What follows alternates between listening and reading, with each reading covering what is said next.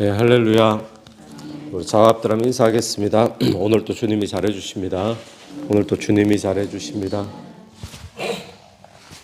네, 오늘 솔로몬의 아들 르호보암이 17년 동안 왕으로 다스리다가 이제 죽고 난 뒤에 그 르호보암의 아들 아비암이 이제 왕이 되는 모습을 오늘 본문에 보여줍니다. 그런데 이 아비암의 행적은 오늘 이 1절부터 8절까지 짧은 구절에 간략하게 나오고 있는데 첫 번째는 유다를 3년 동안 통치했다라는 이야기가 나오고, 그리고 또 하나님 앞에서 온전하지 못했다라는 거, 그리고 이제 3년 기간, 짧은 기간이지만 통치 기간 동안에 이 북이스라엘 그 여로보암하고 계속 전쟁을 치렀다, 이제 그런 이야기가 오늘 본문에 나오는 간략한 내용입니다.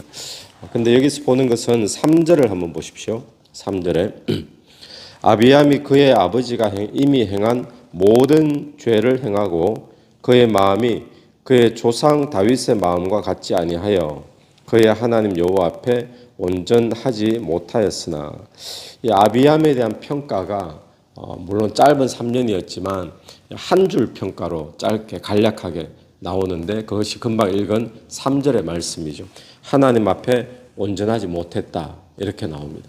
그런데 어떤 묘사가 되어 있습니까? 3절 제일 앞에 보니까 그의 아버지가 이미 행한 모든 죄를 행하고, 이렇게 나오죠. 아버지가 행한 대로 아들이 또 행하는 것은 어떻게 보면 자연스러운 일입니다. 늘 보고 늘 듣고 했던 것들대로 어른이 되면서 이렇게 그대로 답습하기가 쉬운 모습이죠. 또 아버지가 늘 행하던 대로 이제 그 모습이 본인에게 문화가 이렇게 되어 있다 보면 자기도 모르게 따라가기 쉽습니다. 그런데 그럼에도 불구하고 하나님과 맞지 않는 그런 문화라면, 하나님과 맞지 않는 그런 모습이라면 그 부분은 바꿔야 되고 개혁을 시켜야 되는 부분이죠. 그런데 이 아비암은 아버지가 행한 죄, 그런 문화 속에서 자랐다 할지라도 바꿔야 되는데, 본인이 개혁을 해야 되는데 그 부분을 그대로 답습했다라고 이야기를 하고 있죠. 여기서 우리가 하나 보는 것은 무엇인가 하면, 이 아비암의 평가가 하나님 앞에 온전하지 못했던 것은 아버지의 하던 짓을 그대로 따라한 거잖아요. 근데 오늘 우리의 삶에도 어쩌면 이럴 경우들이 많겠다라고 생각이 되어지는 것이, 우리도 모르는 사이에 우리 부모님 또 우리 윗세대에서 했던 그런 모양들이 문화가 되어 있고 늘 보고 듣던 것이 그런 거라 보니까 이게 뭐 잘못된 건가, 이게 무슨 크게 잘못된 줄도 느끼지 못하고 그대로 답습하고 있는 것들이 혹시 우리에게 있지 않은가, 우리 이 아침에 한번 생각을 해봤으면 좋겠습니다. 그래서 우리 부모님이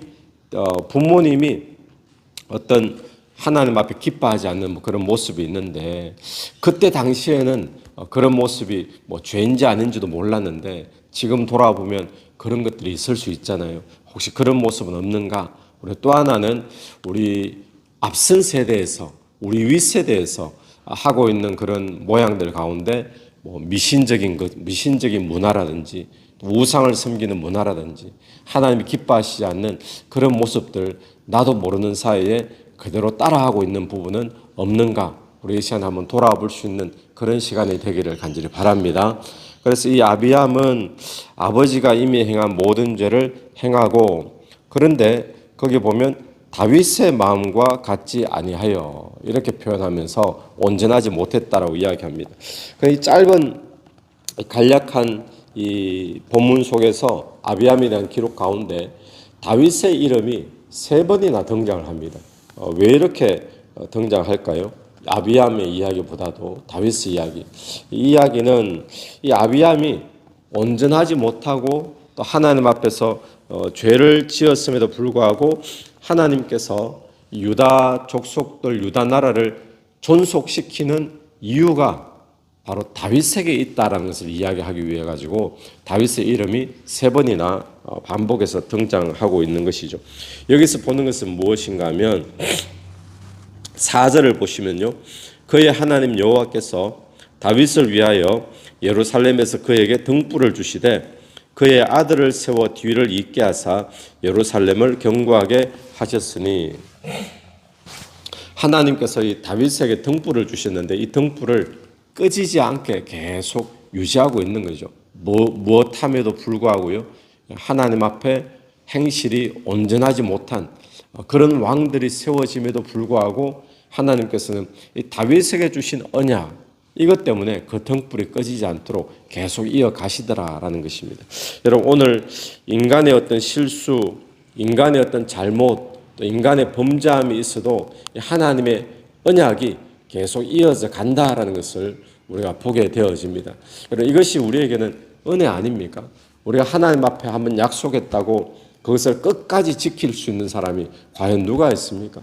결단하고 또 약속하고 그랬는데도 불구하고 또 우리가 하나님께 온전치 못하게 또 실수하고 범죄하고 이게 오늘 우리의 모습인데 근데 중요한 것은 그럼에도 불구하고 하나님께서는 우리에게 하신 약속 때문에 약속의 등불을 꺼지지 않도록 계속 이어져 나가신다는 것. 이것이 오늘 우리에게는 은혜인 줄로 믿습니다. 그래서 오늘 우리의 삶에 하나님 앞에 죄짓고 또 범죄하고 그럼에도 불구하고 하나님 우리에게 은혜를 베풀어 주시는 것은 하나님의 약속에 근거한 하나님의 사랑 때문인 줄로 믿습니다. 그래서 오늘 우리가 그 사랑 때문에 그 은혜 때문에 또 그 약속 때문에 우리가 지금도 하나님 앞에 나아갈 수가 있는 거지 내가 하나님 앞에 당당하게 살았기 때문에 나갈 수 있는 것이 아니라 실수하고 범죄했음에도 불구하고 하나님의 그 언약 때문에 그 꺼지지 않게 붙잡아 주시는 그 등불 때문에 우리가 이 아침에도 주께 나갈 수 있는 줄로 믿고 또 그 은혜에 의지하여 주께 나가고 또 그 은혜에 감사하는 그런 이 아침 되기를 축원합니다. 근데 그 아버지 세대에서 그 르호보암이죠. 아버지 세대에서 나라가 이제 나눠지고 북이스라엘 여로보암하고 계속 전쟁이 있었습니다.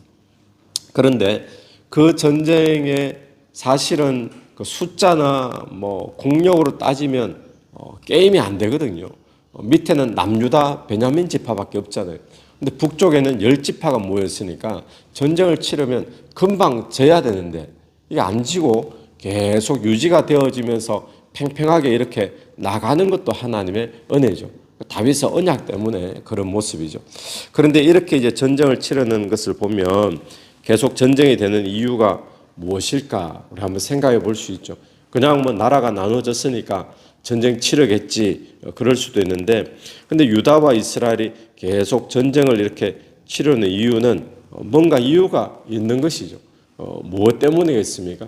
본문에서 뭐라고 이야기하진 않지만 하나님 앞에 올바르게 서지 않으니까 또 하나님 앞에 하나님을 온전히 섬기지 않으니까 하나님께서는 어제 본문처럼 여기저기 세력들이 막 일어나고 약탈을 당하게 되어지고 또 전쟁이 일어나서 평화를 잃어버리고 이런 일들이 계속 발생하게 되더라라는 것입니다.